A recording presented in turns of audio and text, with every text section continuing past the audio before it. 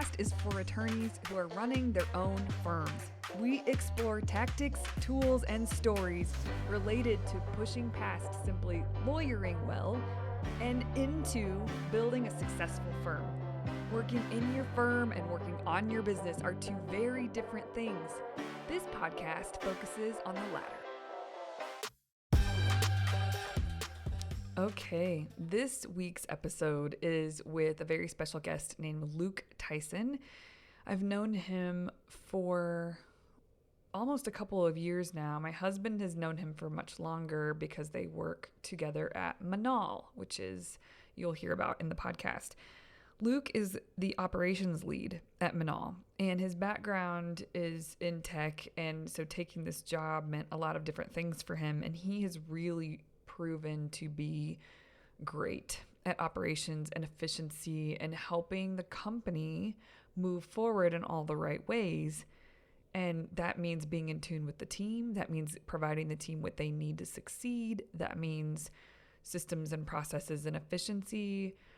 And so some of the things we go into today are useful no matter who you are running a business out there. So that includes lawyers running their own firm. And we talk about blunt communication, how important it is. We talk about conflict resolution. We talk about systems and what it's like to really believe wholeheartedly in asynchronous work. And we get into that a little bit. Communication, how important that is to be nailed down. The importance of meetings and being very purposeful and deliberate with your meetings. So you'll just hear his take on walking into an organization that didn't have these things. Like he stepped into a role that hadn't been filled before. And so he really had to do this from the ground up from Manal. And he's done a fantastic job. They are a pretty amazing organization, and that's in large part due to him.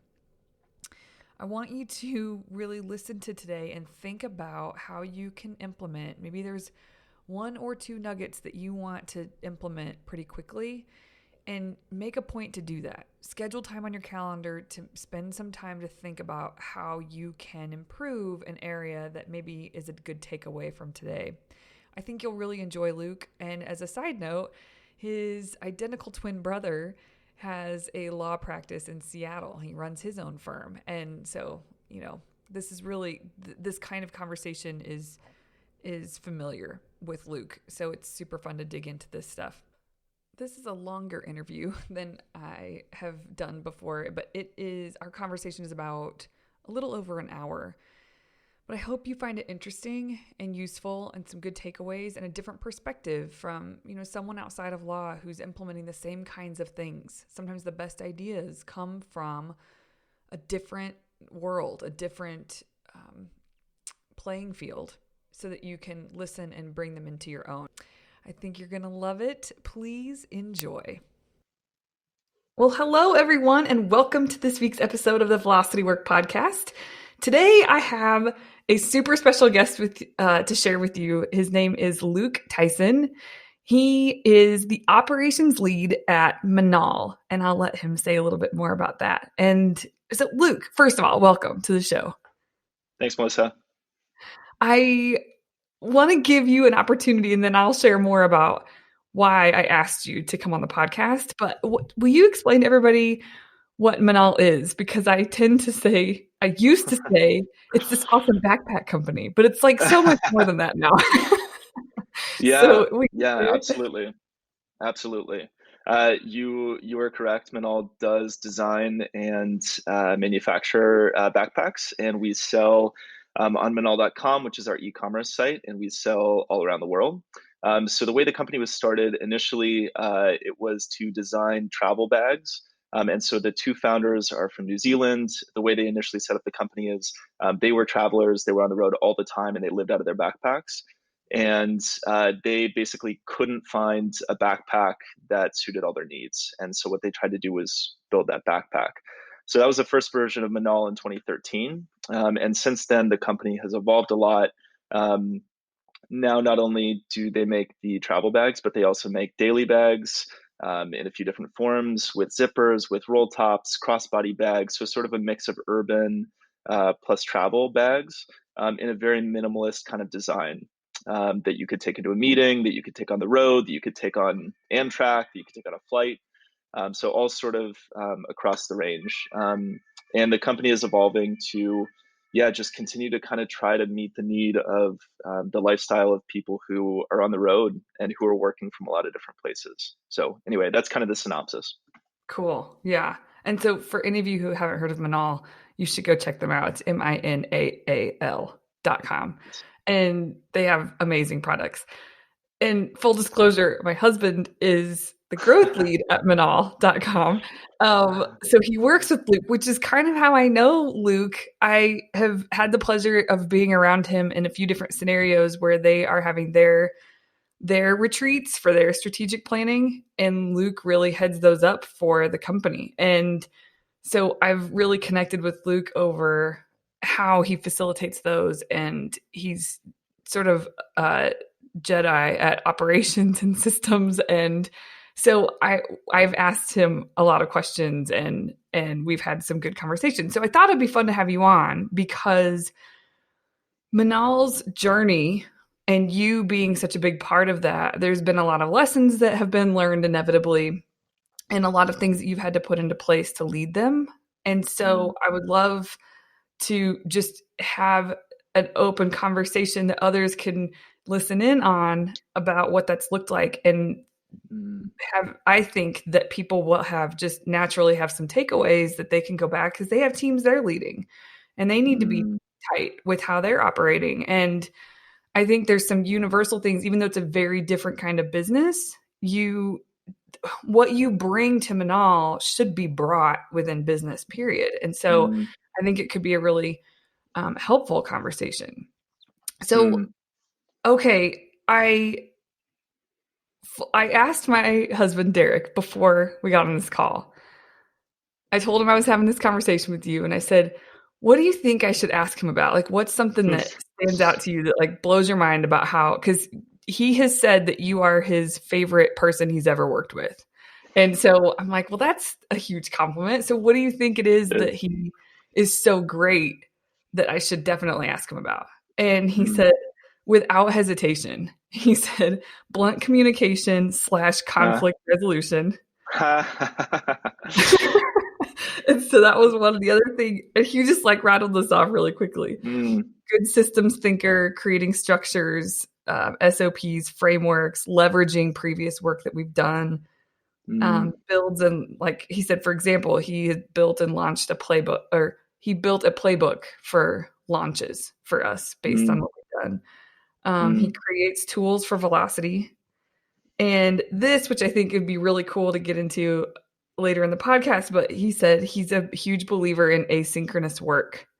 And I thought that was so interesting. So I had him sort of expand on that, and I didn't really understand what he meant by it. And so what you instill in the organization to really make that as possible for the team is so anyway, those are like some high level stuff that I definitely want to ask you about.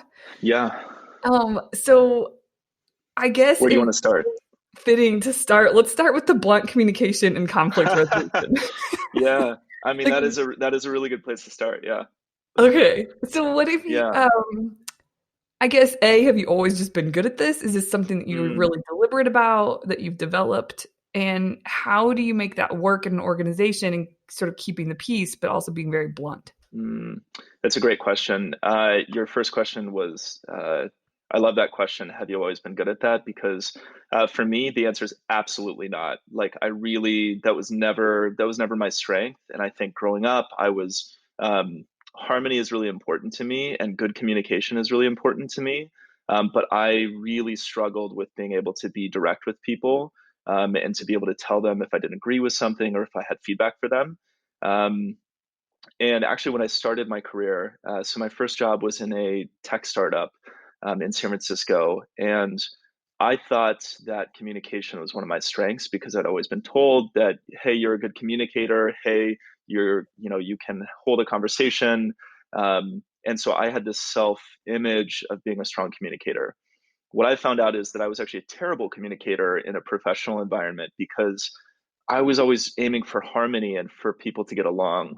But in the the reality of the workplace is pretty different. Being a good communicator has much more to do with being able to articulate what needs to be done and articulate when something needs to be changed. And that's rarely harmonious. And so I really had to adjust my approach. And part of the way I was able to do that is I got hard feedback given to me. And so I was able to see, mentors and managers who modeled that really well and who showed me what it meant to be able to give uh, direct, sort of blunt feedback. And I think part of part of my journey in being able to get to the point where I feel like I can do that reasonably well, although it's still something that I'm constantly working on and trying to improve, is I think I think you have to start from a point of really actually caring, because there's you can be blunt with someone. It's easy to just be blunt and be direct. Um, but if you care about the person, you want to see them grow and improve. You give direct feedback in sort of a different way because you can also have a lot of care that's integrated into that. And so, just to summarize, no, I was never good at it when I was younger, and I think it's something that kind of comes in waves as well. There are seasons where I feel like I'm better at that than other times. It definitely helps to spend a little bit of time in an organization because then you have a track record, you have some trust built up. It can be really hard for a person who's joining an organization. You kind of you sort of have to tiptoe around the existing organizational culture while also being disruptive enough to make an impact. And those two things are a really tough balance. And so it's like I think one of the things that, especially in modern teams and teams where you don't all work in the same office, having a lot of emotional intelligence, hiring people who have emotional intelligence, because that's really what this comes down to, is just such an essential part of any team. Um, yeah. Yeah, that's interesting. And I actually had the thought, especially um, when Derek and I were talking about asynchronous work, how can some of this I could see where attorneys listening to this who are running their own firms could easily say, Mm, well, they're remote, like this isn't the same. Like there could be some differences with what you're talking about. And the more that I was mm, talking to Derek, that's not true. I mean, I think, mm, for instance, you said especially being remote, but there are attorneys listening to this that have more than one location, and they mm, have, they require that, which requires sort of an even higher level than someone who just has a one location firm. But it's the same thing, just that emotional intelligence, that care, and mm, in while you're being blunt, I guess. absolutely. I mean, okay, this if the answer is no, that's totally okay. But do you have a framework in your head for being blunt? Do you just spit it out at Mm, the beginning and then sort of buffer it at the end? Is there no yeah. buffer? Like, Yeah. That's another great question. I think there are a few. I'm not sure I have a framework, but I have a few principles that I try to operate within. One of them is if something blunt needs to be said, I try to say it directly to a person rather than in a group. Because if you tell somebody that they're not doing well or that they need to change their behaviors, there's always an aspect of pride to that. And so I think trying to say positive things to a group for recognition is important. And if you have something that's constructive or negative to say to a person, saying that to them directly, so that they don't feel the social dynamic of potential embarrassment among their peers and things like that. So that's the first thing that I usually start with. The second thing is if you have something hard to say, uh, don't wait. So try to bring it up with that person as soon as possible, because if they need to hear something, it's does neither of you any favors to wait on that. And often, if you wait, you can end up feeling sort of more resentful towards them, or it can fester within your mind. It's important to try to get to it quickly. The third thing is say it at the beginning of the conversation and don't say something positive before it, because so this is a frequent fallacy when you're giving design like feedback to a designer. People's instinct is to try to say, hey, this looks really good, but this thing doesn't look so good. And the problem with that is that it can come off as a little bit patronizing, or like you're trying to manage the person. um, often in my experience, probably varies person to person, but in my experience, more often than not, if you just break the ice by saying exactly what's on your mind, you kind of do everyone a favor because then it's out in the open and you can just talk about it. And so that's kind of like the set of principles that I operate within. And then this is sort of like classic counts. It's almost like like relationship counseling. Um, but it's like the classic like use I statements instead of you statements. And so saying, I perceive there to be dysfunction within the team as opposed to you are dysfunctional. So just little messaging pieces that make it clear that it's coming from you. It's your opinion, right? Because there's so many layers to any social interaction that I think it's important to just recognize that like you are making an observation as opposed to being a judge or being a jury and trying to or sort of litigious setup where you're trying to accuse them of things. I didn't even realize it, but I tied it back to attorneys. Yeah, yeah, you totally It did. was a total accident, but it works. Um, I really like that. Well, the I versus you, and then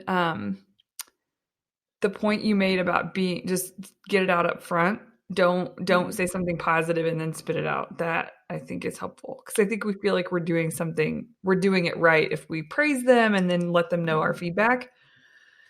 But it's a really good point that like um, just get it out there so that everybody can talk about it because and anytime there's a but in a sentence, it sort of mm, negates everything that was before it anyway. So that's a really great point. mm. Yeah. Cool. Okay. Well, that's good to know. Like, so basically, your principles are do it in private, not in a group.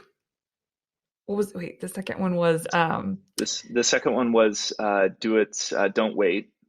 don't wait. Do it, Yes. do it as soon as you can. And then the third one was say it at the beginning.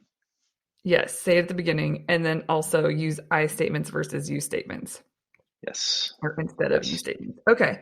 Cool. No, that's really helpful. So Mm, then this might come, I think a lot of this segues really nicely into conflict resolution. I mm, mean, every office is probably gonna I feel like if you don't have conflict within an organization, something's wrong. Like yeah, people aren't passionate about what they're doing. So yeah. I know there's like drama, which is not what we're talking about, but like conflict resolution in terms of I mean like Manal, you guys have a small team. You're all Hmm. remote and there's a lot of passion inside of the organization for what you're doing and why you're doing it and everybody sort of in each in their own role. So I would imagine that there's times where people butt heads or they don't totally agree on what Mm, the results should be or what the next step should be. So yeah. do you how like, is there anything that you can sort of go one step further with the conversation we just had? How Mm. do you mediate? Is that what he means by conflict resolution? Yeah, yeah. These are really good questions. I mean, I think um, there is an aspect of mediation, and I think good conflict resolution starts before the conflict happens, meaning that to your point, there's always creative conflict or creative tension within an organization, and I think the best thing that you can do if you're trying to improve how your team runs and everyone's happiness and the performance of the business is to already have an idea in your mind of how decisions get made, because I find that the majority of the time, the majority of the conflict with an organization is what you decide to do. Um, and around decisions, usually a conflict has something to do with like there being ambiguity around who makes the decision or the process of making the decision. And so uh, some common fallacies would be decision by consensus, for example, where you don't nominate a person to be the decision maker. Um, Another one could be, and so it's just sort of it happens after enough time where people just get disillusioned or tired of arguing and give in, and that doesn't really feel very good because um, it's not a positive. It's not choosing something. It's just sort of letting something happen to you, which doesn't feel very good. Another one is just being sort of um, being a decision maker or having the same decision maker in every situation takes away some of the empowerment from the people who work for you. And so finding a way to be able to delegate decisions to all levels of the business, I think is another really important thing, because that makes people feel like their input is valued, not just their input, but like actually their responsibility is, your responsibility is very high if you're making your decisions or making decisions, even smaller ones, or decisions that have smaller financial impacts or risk impacts or things like that. Um, so within Manal, one of the things that we've tried to do is, when we go into a meeting, for example, as a tangible example, if we go into a meeting, and there's typically, having a meeting means that we need to make a decision, because we try to stay really light when it comes to meetings, because if you don't have any decisions to make and you're just sitting around to talking to each other, it's a bit impractical. And so if we have a meeting where there's a decision that needs to be made, at the beginning of every meeting, we say, what is the decision we're making and who is the decision maker? Because ultimately, at the end of the day, you have to make a decision, and there's going to be conflict during the process. And the goal of the conflict is to get to a better outcome. And you can almost think of yourself as a participant in a team that's trying to help, ultimately, the person who is responsible, whoever that is in the situation, make a really great decision. And if you already know who's responsible for it, you're kind of free in some way. Your mentality is freed up, because then you're like, well, I'm just trying to help this person get to a good outcome. And I think it doesn't reduce the creative conflict, but I think it reduces negative conflict, because creative conflict is really positive. That's what a good business is built upon in many ways. Yeah. Yeah. That's a really good, gosh. Yeah. What if every meeting was started with, well, first of all, just have meaningful meetings. Like, don't Mm, have meetings unless you know what the outcome needs to be. But then also just deciding at the top of the hour what decision needs to be made and who's the decision maker. And that way it mm. can kind of just, it seems like it would speed everything up and be much more efficient in getting to the right call.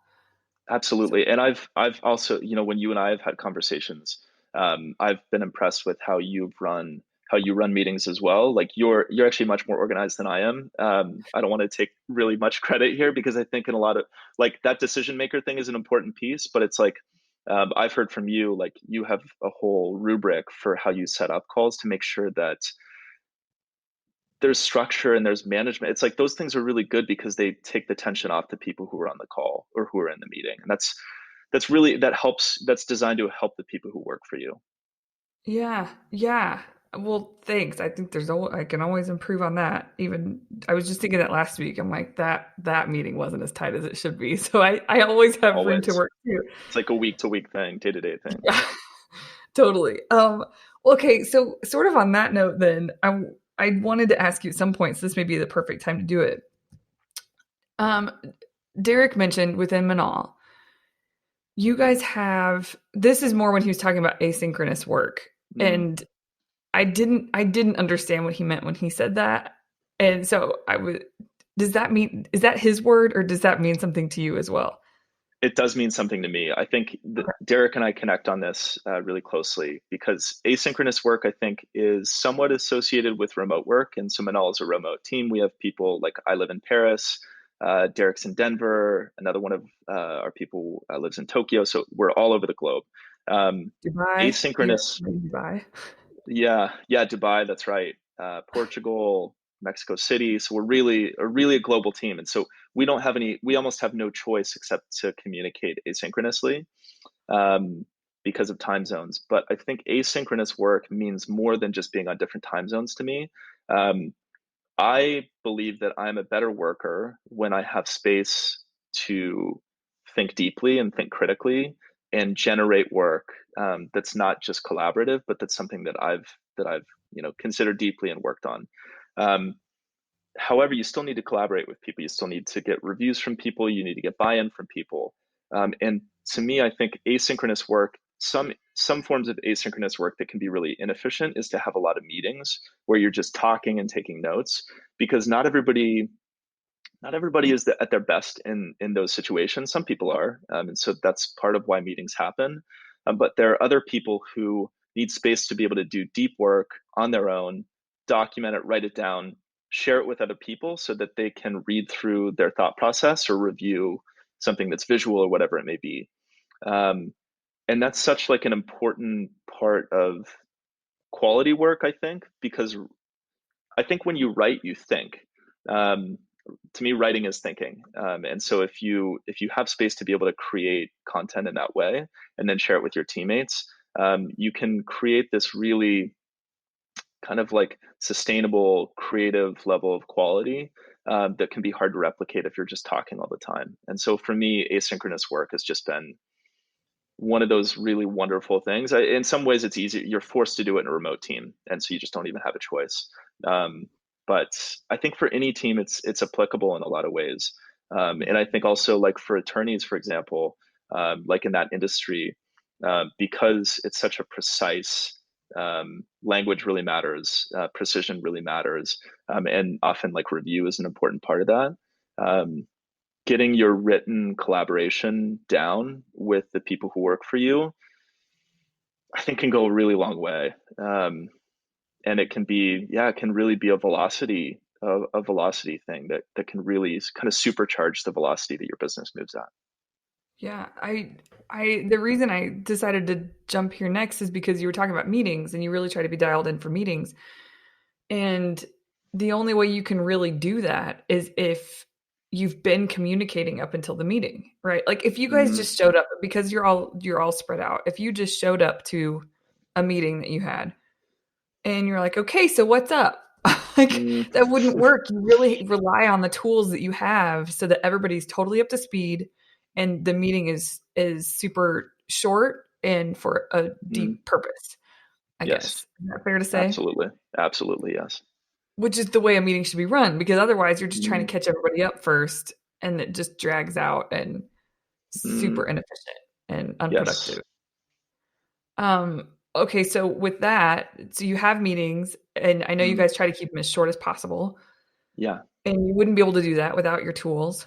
So Mm. what tools do you guys use that helps you be able to hit the ground running during a meeting? Absolutely. So there's software tools and then there's framework tools.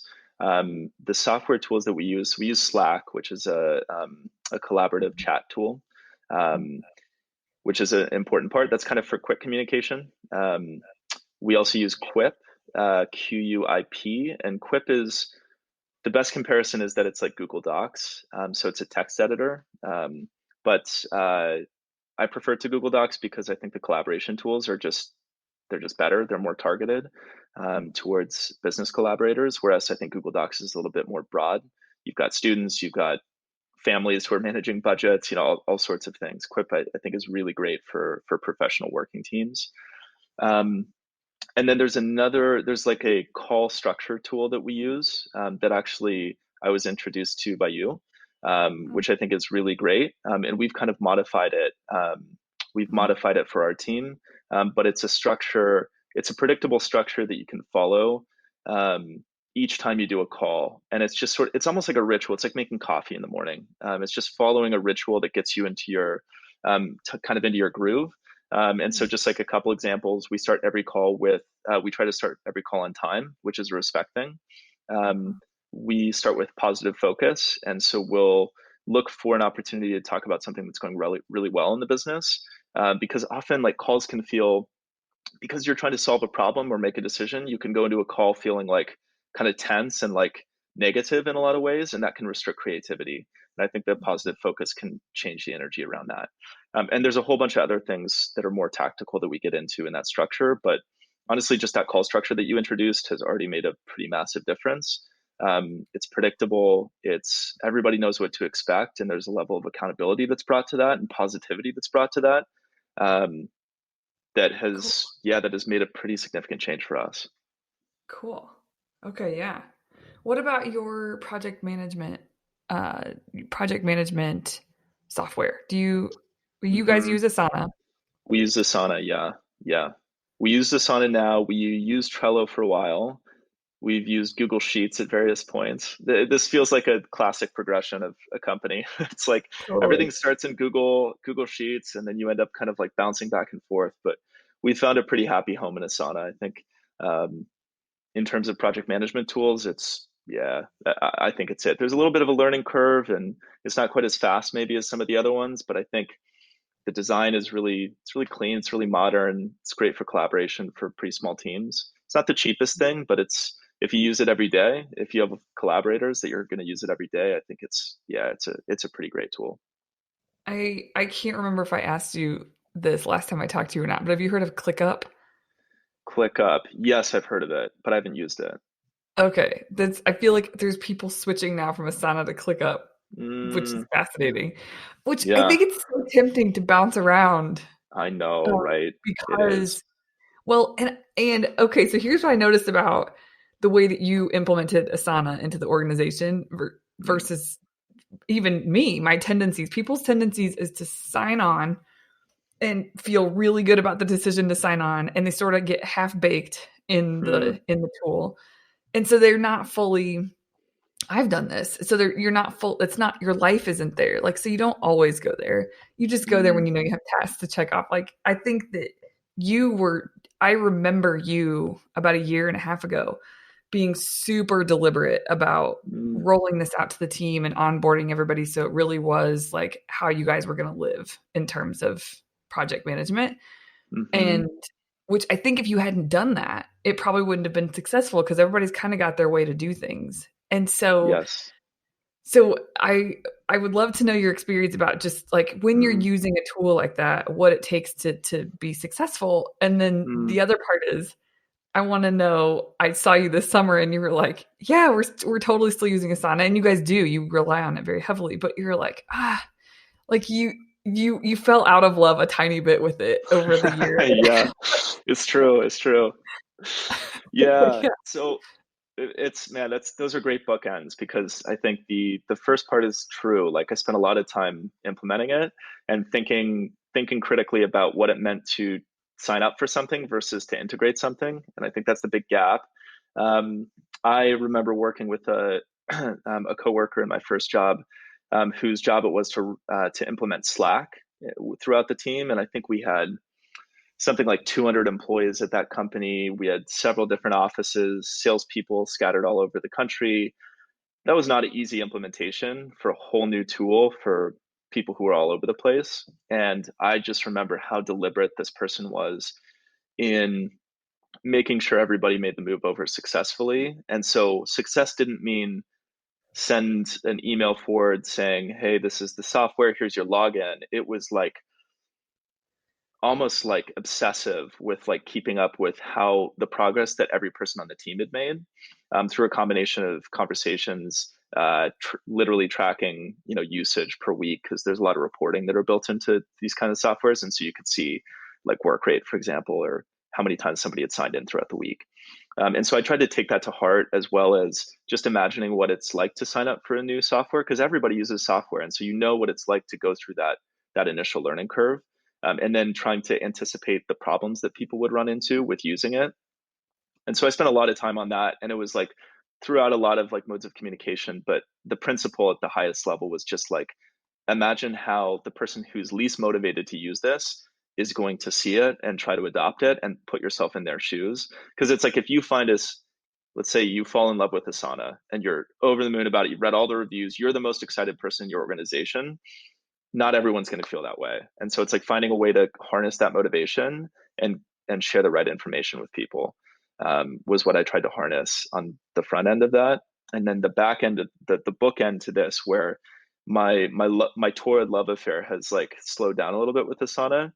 I think in some ways it's just a product of the natural cycles or rhythms of a company. And one of the things that's interesting to me is that I found more recently. So Manal is when Manal comes up with new products, when we launch new products, we often move really quickly and tasks become less creatively collaborative and more like Luke has a task list of 10 things to do. Derek has the same, has a different task list that's 10 things to do, but there's not as much crossover and collaboration. And with that, I find Asana sometimes slows me down versus just having a list of things to do in Quip, for example, that text editor that I mentioned before, or Slack, even just like going back and forth in Slack when I'm really trying to move quickly almost suffices. And so sometimes, usually when I fall out of love with Asana, it has to do with needing to move quickly and having less collaboration to do. And then that phase will pass, and I anticipate that, in a few months when there are new needs within the business, that will kind of come back again. Um, Mm. and so it's like if I could extract a principle from that, it's like I think project management softwares are really important. Um, but like you can't just rely on those. It's like you need to always be thinking critically about what you need to succeed and what the people around you need to succeed, and be flexible. It's like do what makes sense for the moment. And if you're communicating well, that's the biggest part. If you communicate poorly, Asana won't solve your problems. If you communicate well, it might amplify what you're doing and make you move faster. But just, and if you can communicate well and be direct with people, so many of your other problems seem to like line up a little bit better. So who knows how I'll feel about Asana in a week, 2 weeks, a month. But right now, it's kind of like it's like the company feels like it's in a good rhythm, and when that's happening, I almost feel like I could use anything and it would be okay. But I think in Yeah. general, Asana is good, and it's the best project management software that I've used. Cool. Okay. Yeah. Awesome. All right. Um, let's see. I wanted to ask you also, I want to know what are you, because you've implemented a ton inside of the organization to get them organized and efficient and reduce friction and all of those things. What are you most, you're not going to like this question. What are you most proud of? Oh, tough You're question. so humble. Like, what do you look back on and you're like, yeah, like I'm that initiative or that thing that we implemented felt like a big win for the entire team. Hmm,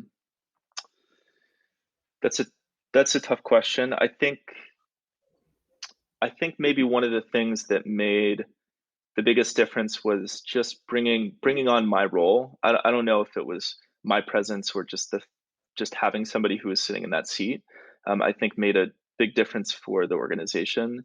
Um, and I'll try to explain why. I think the reason for that is having a person who is on the team whose goal is to try to integrate and to provide a sense of harmony within the creative conflict is actually such an important role on any team because if your job is to be responsible for the vision, let's say you've started your own firm and you have employees, you have a private practice and you have 10 employees, you need to tell your employees where you're going. And so it's your responsibility to have vision, to represent you're the face of the company.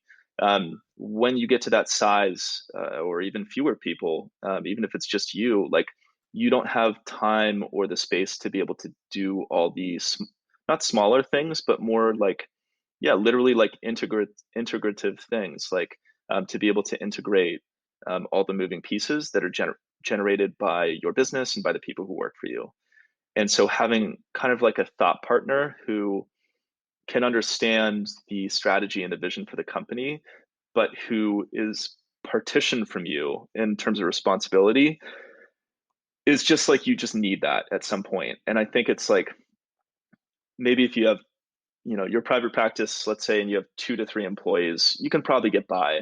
But you get to 6, 7, 10 plus, you need somebody who's kind of like a thought partner, chief operations officer, direct operations lead, whatever it is, who can understand and kind of help you run the whole business. Um, because otherwise, it's like you just get overwhelmed and you lose. You either like move more slowly because you don't have that person, or you move fast but you get sloppy. It's really hard to be able to sit in both those seats. And so I think like joining the company at the time I did, um, what the outcome that I like that came from that was just being able to like be more, just run better. Like the company I think runs much better since I joined, um, for the reasons that I mentioned before. Whether or not that's me or something else, I think it's the dynamic. The dynamic is the important thing, and it's like if you can find somebody whose skills complement yours, who's good at integrating people, who's good at facilitating communication, is detail oriented, writes well, it just takes a lot of strain off you. It's such an important role. Yeah, definitely. And yeah, 100%. And especially I think about too, I'm trying to think of the founders of Manal. what different hats they inevitably have to wear. But lawyers, like they are lawyering and Mm, they have to run a business. And so it's yeah. almost like two full-time jobs. And Mm, then once you start having more team members, it's that's a whole different job, is really yes. managing the operations and communication of the team and making sure that things are Mm, efficient. It's fascinating to watch the growth curve. And also, I think any business that just gets started, but I notice with the firms that when you set out to start your own firm, it's gonna be chaos for a while because you mm, need business. That's the thing. You just need clients. You need to do the totally. work, and so it sort of gets messy because it doesn't make sense yet to put in systems and processes because you don't really know the systems and processes that you need. And Mm, so there's like this threshold that you get to where you either actually, when I like this all clicked in my head was when I was in Paris this summer around mm, your work experience. I was thinking about this because you get to this threshold where it's like, okay, I've got some stability in terms of revenue. Like it's yeah. not where I want it to be, but I have some stability. And now, like, if there's like a fork in the road, and some people, even unconsciously, you go one of two directions. One is just you keep growing as fast as you've been growing or trying to, and the chaos still gets greater and greater. Mm, Or you sort of take this different path where you pause for a bit to try to figure out what systems do I need, what processes do I need, what people do I need to yeah. really scale this in the way that I want to. And I don't think people know. There's not like someone tapping you on the shoulder and being like, hey, now's a good time to evaluate that. And so people get Yeah. sucked into this chaotic journey until you're like eyeball deep in Mm, and you can't handle it all. And so then yeah. you that sort of brings its own problem. Sometimes you hire too fast because you just want someone to make your problems go away. And so it's Totally. interesting to talk about the just the role being introduced into the company. That makes so much sense to Mm. me, especially just sort of as an outsider watching Well, the and I think how that's together. that's it's one of the most sort of complicated things to explain or to like conceptualize if you're a business owner. And I think that's why what you do is such an you and I've had conversations about this, why it's such an essential offering. And it's so hard to find somebody who fits this role because you need somebody who's like you need somebody who's good at a lot of different things or is capable of a lot of different things, um, but kind of doesn't really fit anywhere else on an organizational chart. It's like you're not hiring a paralegal, you're not hiring a business manager, you're not hiring an accountant. It's softer skills, but it's also you need somebody who can also skip between a number of different, like who understands business structure. It's not somebody who's just, it's not a counselor, it's not a therapist. um, you might want somebody who is able to speak like that, or is able to think like that. It really understands the people. But it's not just soft skills, like they really also need to know how to run the business. And so I think um, what I love about velocity work and this sort of space that fills is it's an incredibly hard thing to hire for one, to find somebody who has all those skills, um, and then two, it's like if you don't, I don't know, just hiring somebody is always a hard thing. Like that's a different kind of challenge, and I think um, yeah, it's such an important thing, but it's really hard to get right. And so just having a service that does that is like makes a massive difference, and it can articulate it itself. Because like one of the things I remember with this is my last point, but the with the Manal founders is it took them a really long time to even be able to articulate what they needed. Because it's not easy to conceptualize this thing. It feels like this elusive thing to describe. And so I think just knowing that something like this exists goes such a massively long way. It's like one of the least understood things within an organization. It's hard to describe what you do. It's like not Mm-hmm. you, but like the role like is hard to Yeah. describe. And so it's like if you're a founder or you're a lawyer who started their own practice and you're like, why aren't things working better? Why can't people get along? Or why can't we move faster? Why don't we collaborate better? It's like you need somebody to integrate those things: business planning, timelines, accountability, decision makers. All those things are like, they're structures and they're frameworks, but they don't happen by themselves. And you probably don't have time to do them yourself if you started your own company, if you're growing. Yeah. Um, Yeah. or it may not be the best thing for the business. And so I think that's why what you do is really essential, and it's so misunderstood, but it's the value of that is yeah, it's you and I talk about this all the time, but it's misunderstood, and it's totally, yeah, it's underappreciated, but once you get it, it changes everything. Changes everything. I definitely know what you're saying like about that. And I was just thinking as you were talking, that's I've never thought about filling a role.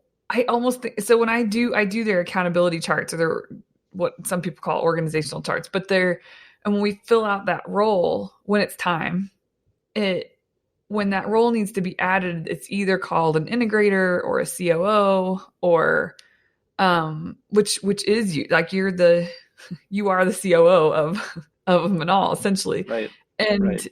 that person, you're so right. It is tough to find that person because if they've been brought up within the organization, sometimes that can be a better fit because they understand the culture and the values. And so Velocity Work comes in to give them tools and Mm, frameworks to adopt because they don't have that.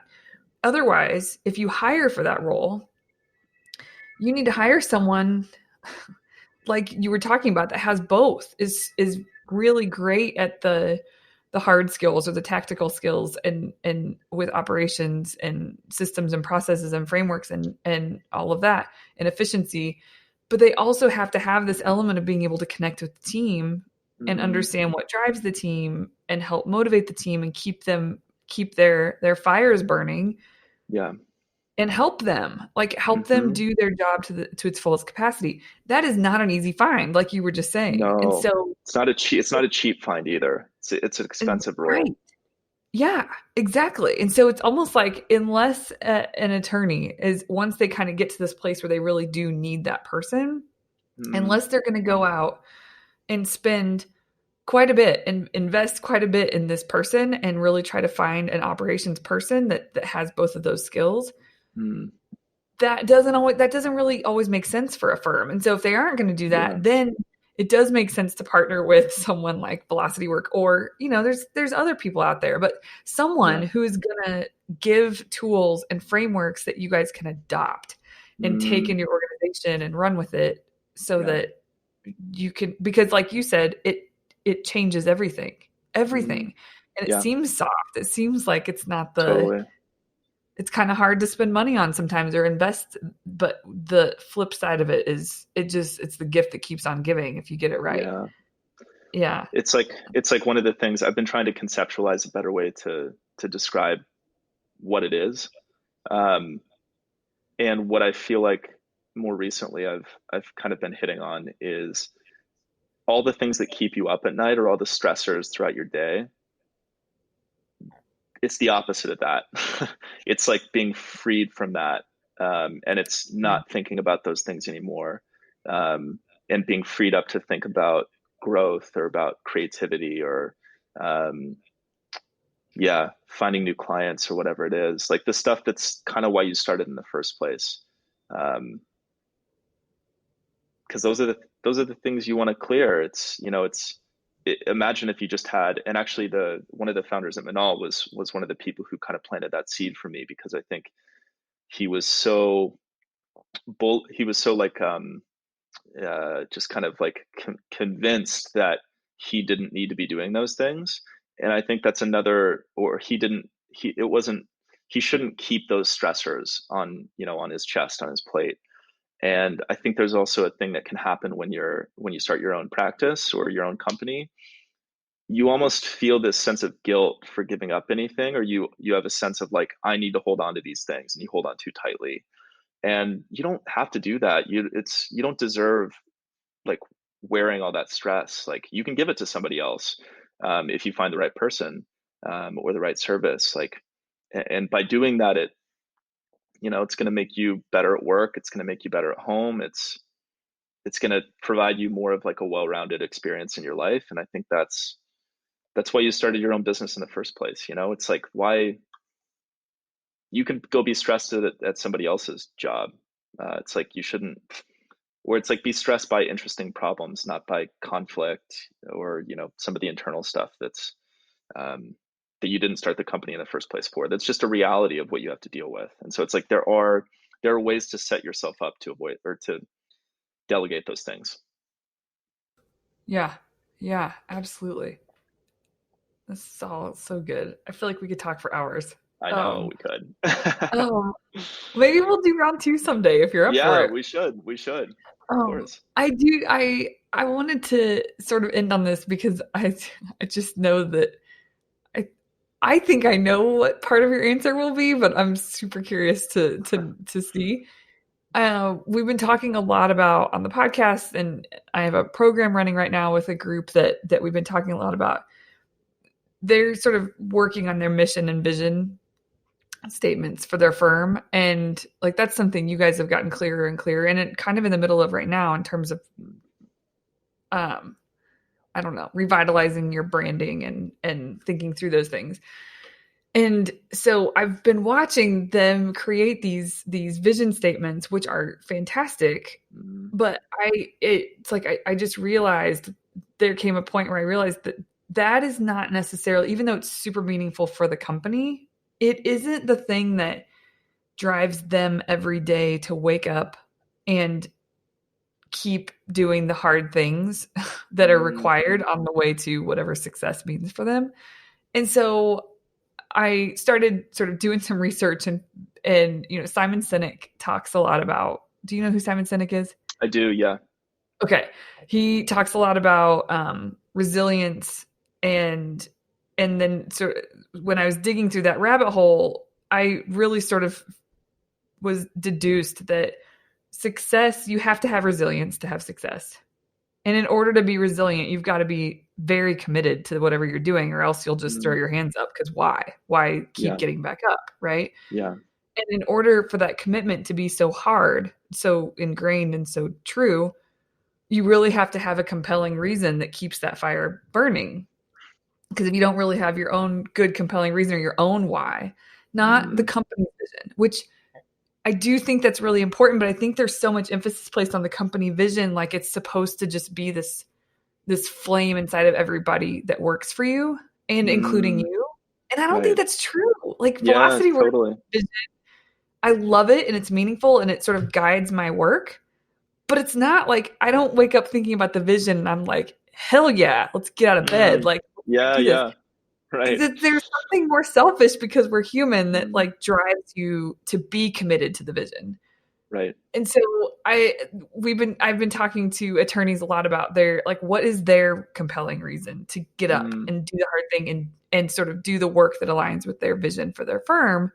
Why work so hard? And so people have answers all over the place, which is fascinating. And mm, whether it's they want to take 2 extravagant vacations a year, period. yeah. And so in order to do that, they have to like put in the work and really make sure this company is successful. Mm, And and then there's some that are they're more noble, so to speak. I'm putting air quotes around that. mm, Noble or altruistic, but it doesn't have to be. Like it just needs to no, be motivating to you. So I'm kind of that's right. wondering, you live a very interesting life. You live in Paris. Working remotely is super important to you. Yeah. Um, so I'm curious, like what is your reason for working as hard as you do for the Mm, company you work for and with? Why keep showing up through the hard stuff? Like what mm. is it that you keep doing this for? Um, yeah, I mean it's such an important point, I think, the first point that you made, which is the difference between setting vision for the company and what personally makes you tick. Um, and deeply understanding the latter is what will make you a good boss and will make you a good business person and a good lawyer or doctor, like whatever you're doing. um, that's what's going to make it work or not work, and that's what's going to keep you. Yeah, that's what keeps you going. For me, it's it's probably evolved over the years, and I think that's natural too, and I think that's part of keeping up with that is like self management and making sure that you know yourself and that you know like where your head's at, taking care of yourself, not working so hard that you forget who you are or how you're changing, because that's always going to be happening. You need to be able to stay close to yourself and articulate what's important to you. Um, for me, it's like, and I've told you this before, but for me, it's like it's living a passionate life. Like that's the most important thing to me, and that's kind of my guiding principle right now. And for me, being able to live a passionate life means having some notion of balance in everything that I'm doing and working remotely and living. So I was born in the U.S., but living outside of the U.S. Um, and traveling. All those things kind of contribute to like me being able to achieve what's important to me, and the flexibility and the freedom that comes from working remotely is really important to me. That could go for, I don't know. I'm sure I could find a similar thing if I wasn't working remotely. I don't think it's just that, but that's what it's been for me. And at least recently in these last couple of years, and it'll probably change, like I'm sure that's going to evolve. But I think knowing that has contributed to me being better at work and like really caring about what I'm doing and like not wanting to just work the sort of like least. There's like jobs everybody has at some point in your life where you do the least amount possible that you can do, just it's you're getting by, everyone's got to work. But like if you really understand what's important to you, I think some of yourself you put a lot of yourself into what you're doing, and you focus on the craft, whatever your craft is. And you do really well because it's important to you, and all the other things just sort of naturally come from, the other things in work naturally come out of that. um, and so if you understand what's, your reason for being and your reason for working, like makes a difference. It's worth it. It's worth it to put in the time on an ongoing basis to articulate that carefully, and to really be able to, yeah, to be able to remind yourself of that, like you said, like when you get out of the bed or get out of bed in the morning. Yeah. Yeah. Or even I notice when I sit down I've got a lot of things to do, especially creative work for some reason. If I Mm, feel like I have a lot of little things to do, it's really hard for me to sit down and just give the space for deep work for the creative stuff. And the thing, but I know the creative work is actually what generates revenue. Like I that's can't right. just do a bunch of tasky things and expect That's my right. business to grow. So sitting down to do that and make the time to do that, that's Mm, where I sort of think about like right now my compelling reason, which mine shifts every once in a while too, but right now probably because we're growing our family and all of that, I just keep yeah. thinking about the opportunity or possibilities that I want to provide to Mm, and with for my family. Like totally. it's always just been about me up until this point. And so now all of a sudden I like have this like, oh no, we're doing that. This is a bigger reason. And so it sort of, I guess, has to do with money and freedom, but specifically Mm, because I want to be able to provide I want to be able to provide opportunities that maybe they wouldn't have seen otherwise. And yes. so that's like right now when I think about that, I'm like, if I don't carve out the time to do the creative work, if I'm not disciplined with my calendar, with my schedule, Mm, I'm not going to be able to do that. So yeah. it sort of drives me to show up, um, And even when I don't feel has that changed for you over the years too? Like at various, were yeah. you always, did you always feel aware of that? Like sort of like needing to or wanting to know that reason? And then B, has it changed? Yes, it's changed.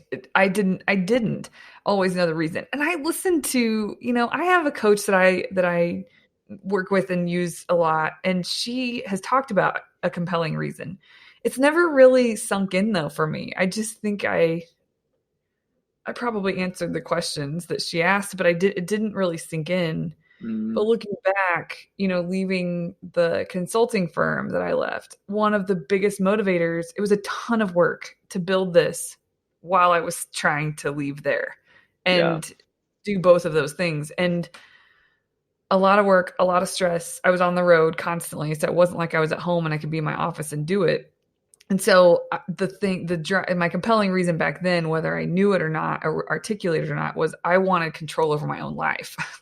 I just Yeah. I didn't have that. I up my schedule was their schedule, and so getting back freedom a bit and control and sort of agency over what I do and when I do it and Mm, choosing those things was a big driver to lift this company off the ground. And so that was a huge, and that was a burning why for me. Like for sure, yeah. that's what kept me Yeah. going.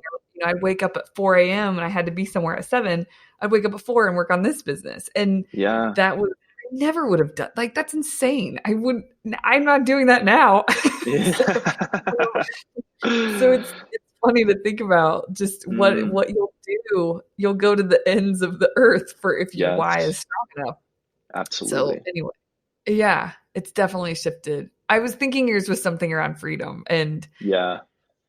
the ability to, and I've seen the way you live. You and your wife live beautifully. Your place is beautiful. It just oozes the two of you. It's artistic, it's creative, and the places that you go and hang out and walk and immerse yourself in are so very different than what Americans tend to do. And Mm, partially because you're in an environment that allows that.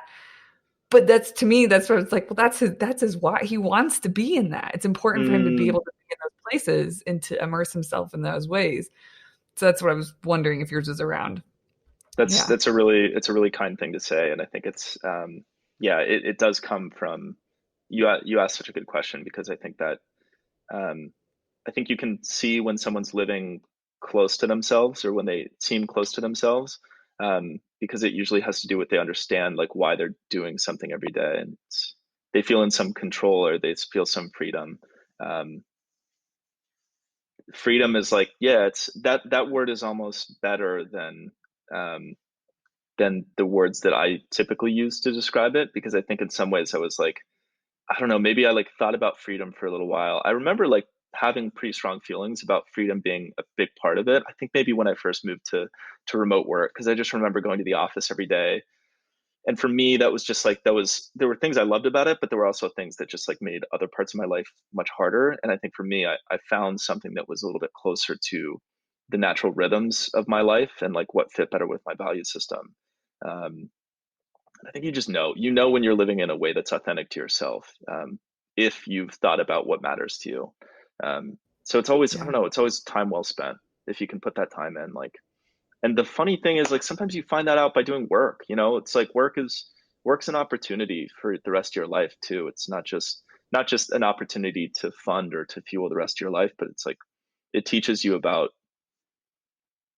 it teaches you about yourself and it teaches you about relationships and there's a sort of inextricable link I think between work and the rest of your life and if you can find a cool way to balance those things like man that's it's such a cool coexistence. um, Yeah. I totally agree. Yeah.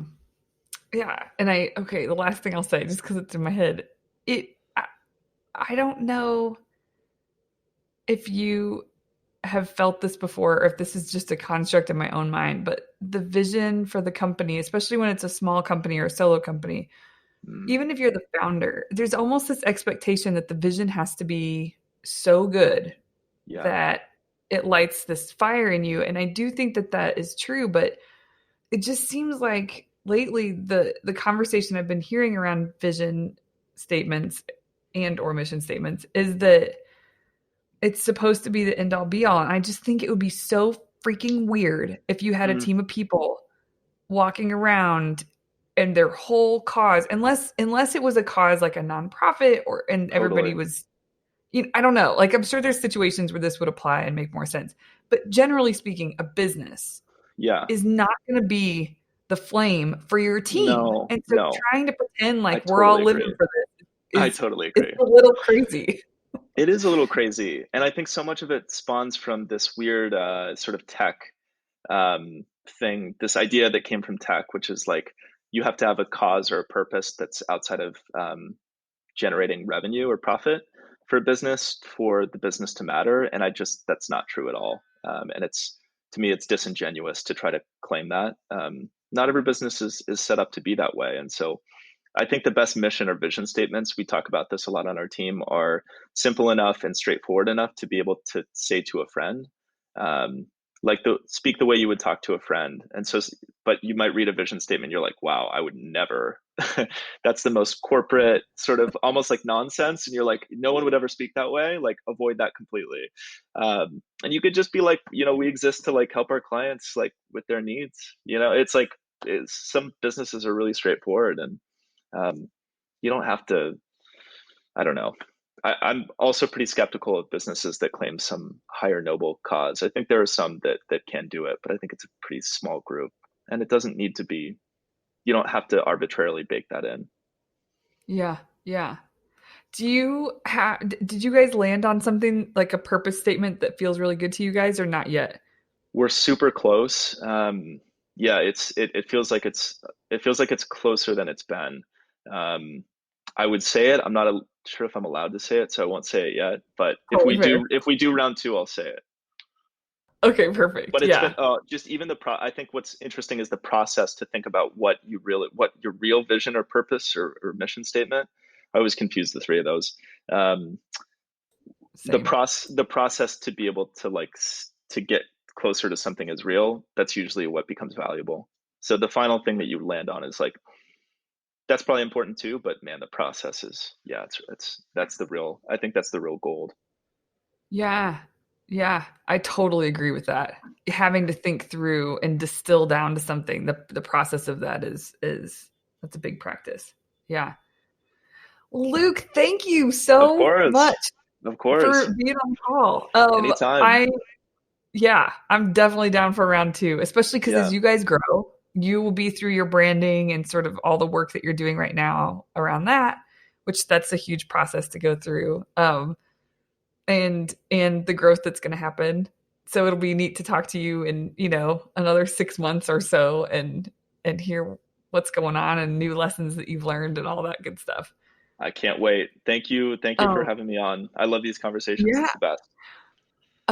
Also, for Manal makes great gifts, I will just say. So, for anyone who listens to this, you should 100% go check out minaal.com. They have just really cool gear it looks very minimalist and it's super functional. The quality is very high. It's a great company. And on top, I was going to mention to you, Derek just got the roll top bag, and I'd Yes, seen it before because I'd yes, seen it in Paris with you guys. yes. But it is sleek. I I love love that that thing. bag. I really like that bag. It's kind of Yeah, taken over. Like I used to wear another one of our daily bags, and I feel like I'm cheating on my old bag, but the new one is it's super slim and like the silhouette's nice. Like I'm a huge fan. yeah, yeah. He the other day, it was the first time he put it on, and the way it lays against your body is super Mm, flat. And he had a 12 pack of beer in it. my It was man. he was gonna go somewhere to meet up with some. Where was he going? He was going to a concert. He was going to a concert with some friends. So he had his backpack and he had a 12 pack in there. It didn't look like he had a 12 pack in there. It Amazing. stayed super flat against his back, and it was like, oh my gosh, that thing is beautiful. Anyway, He really found the cool. perfect use for it. Yeah, and Yeah. by the way, if you're listening, it fits way more than a 12 pack. It was just like at the bottom of the backpack. It's not that Amazing. small. So good. So anyway, check out manal.com because it's just awesome gear for people who, yeah, just go look at it. You won't be sorry. Well, thanks, Luke. Okay, we'll talk to you again soon. Thanks, Melissa. Okay, bye. Bye.